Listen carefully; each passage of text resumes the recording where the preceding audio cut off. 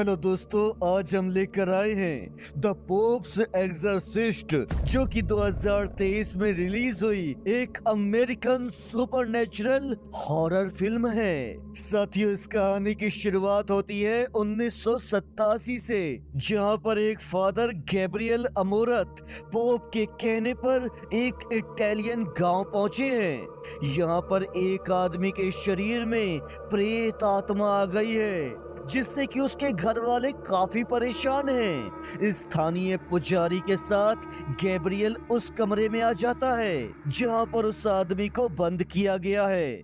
Father उसे अपना Benedict medal दिखा रहे हैं, जिसे वो प्रेत आत्मा ध्यान से देख रही है।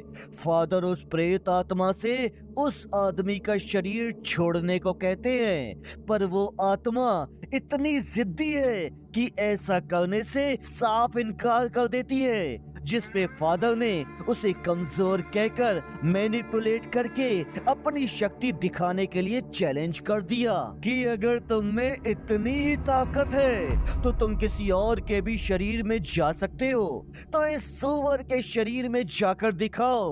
और जब वो प्रेत आत्मा उसकी बातों में आकर सुअर के शरीर में चली जाती है, तो तुरंत ही फादर ने उसे शूट करते हुए उस पोसेस्ड आदमी को संभाल लिया है, जिससे कि अब वो ठीक हो जाएगा।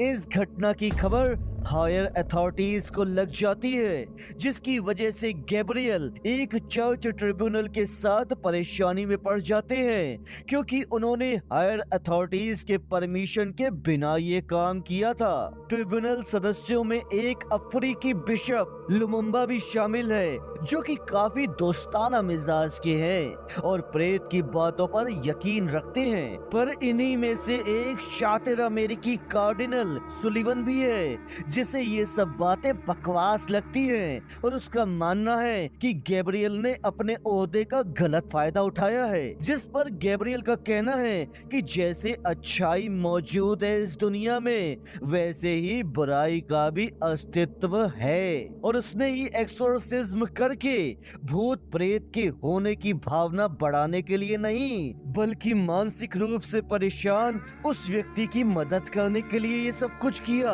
और ऐसा करने के लिए उसे अपने पोप के अलावा किसी और के ऑर्डर्स फॉलो करने की कोई जरूरत नहीं है। वो ऐसा कहकर गुस्से में ट्रिब्यूनल से बाहर निकल जाता है। साथियों, इसी बीच हम देखते हैं कि एक फैमिली, जिसमें कि जूलिया और उसके 2 बच्चे हेनरी और एमी, अमेरिका से स्पेन जा रहे हैं, और एक्सीडेंट में जूलिया के हस्बैंड की डेथ हो जाती है, जिसके बाद उन्हें वसीयत के तौर पर एक स्पेनिश चर्च मिला है।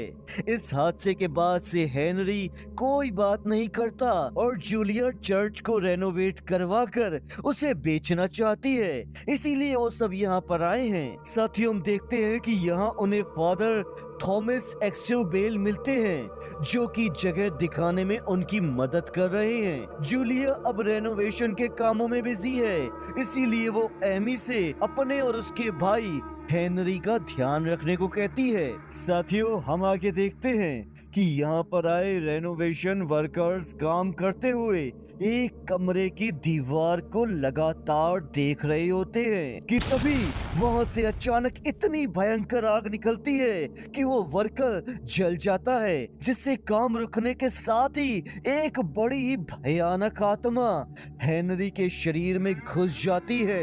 ये आत्मा उसी दीवार के अंदर से निकली है, जिसका असर ये होता है कि हेनरी अजीब हरकतें करने लगा है।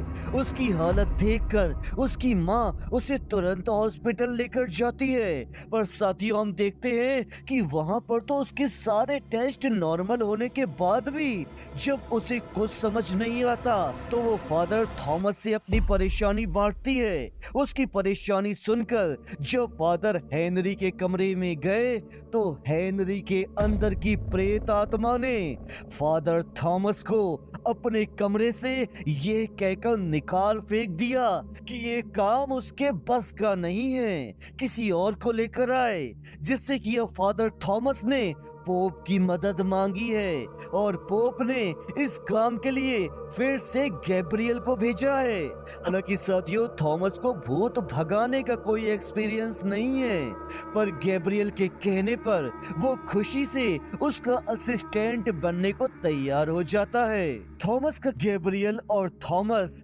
हेनरी के कमरे में हैं, जहां वो मेडल दिखाने के बाद हेनरी के अंदर की प्रेत आत्मा के बारे में जानने की कोशिश करते हैं। पर वो प्रेत आत्मा इतनी चालाक है कि उल्टा इन्हें ही इनके किए पुराने पापों को दिखाकर उकसा रही है, जिससे भड़क कर थॉमस हेनरी का ही गला दबाने की कोशिश करता है, पर गैब्रियल उसे रोक देता है। दोनों मिलकर हेनरी के अंदर के भूत को भगाने की कोशिश करते हैं, पर वो लगातार ईश्वर की निंदा कर रहा है। कभी कभी हेनरी के अंदर का शैतान एमी को भी अपने वश में कर लेता है। इसीलिए गैब्रियल जूलिया को, जो कि एक नास्तिक है, उसे तब तक प्रार्थना करके अपने बच्चों का ध्यान रखने के लिए कह रही हैं, जब तक वो दोनों हेनरी के अंदर के भूत को भगाने का तरीका न ढूंढ लें। साथियों, हम आगे देखते हैं कि इधर रोम में